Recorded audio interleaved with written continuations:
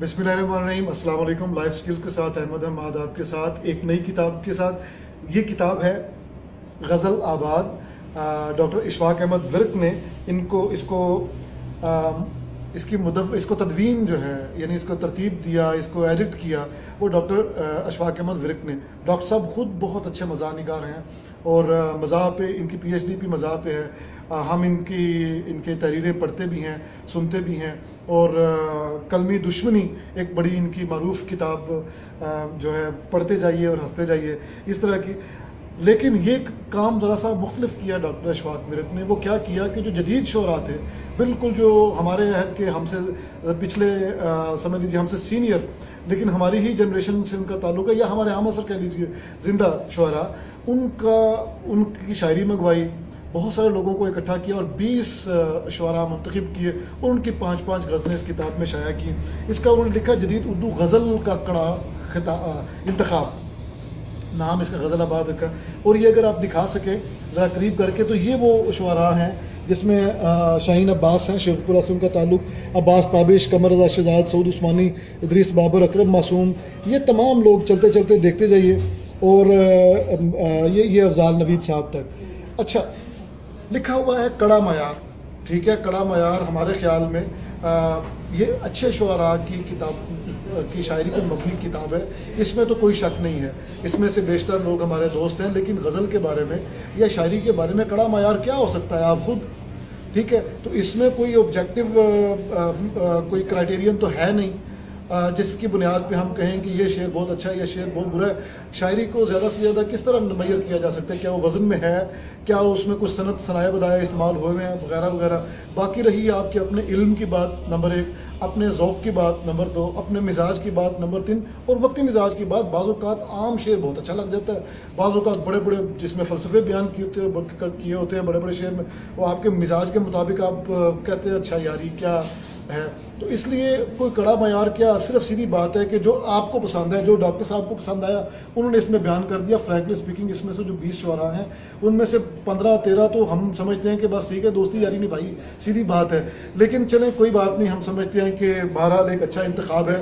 ये किताब मैंने क्यों मुंतखब की? इसलिए कि जो लोग शायरी पढ़ना चाहते हैं और उसके बाद शायरी करना चाहते हैं, उनके लिए ये एक बुनियादी डॉक्यूमेंट समझ लीजिए।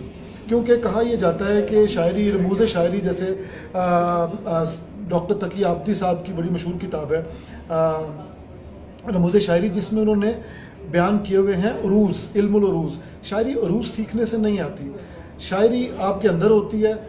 वो उसका इजहार तब होता है जब आप मुशायरों में जाते हैं, जब लोगों को सुनते हैं। अच्छी शायरी करने के लिए अच्छी शायरी सुनना ज़रूरी है और पढ़ना ज़रूरी है।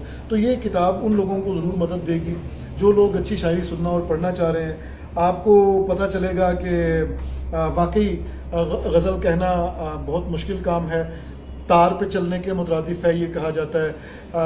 और एक लफ्ज़ भी इसमें ज़ायद ना हो, एक लफ्ज़ भी वज़न पूरा करने के लिए अगर भर्ती का डाला जाएगा तो वो भी हम पे बाज़ औक़ात गिरां गुजर जाता है।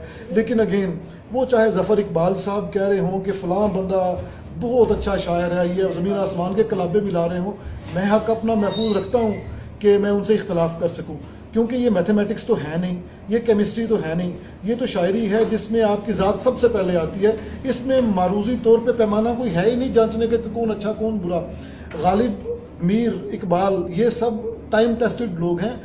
अरबों लोगों ने उनको पढ़ा, पसंद किया, वो दिल के करीब महसूस हुए, तब आके कहीं पे उनको बड़ा समझा गया।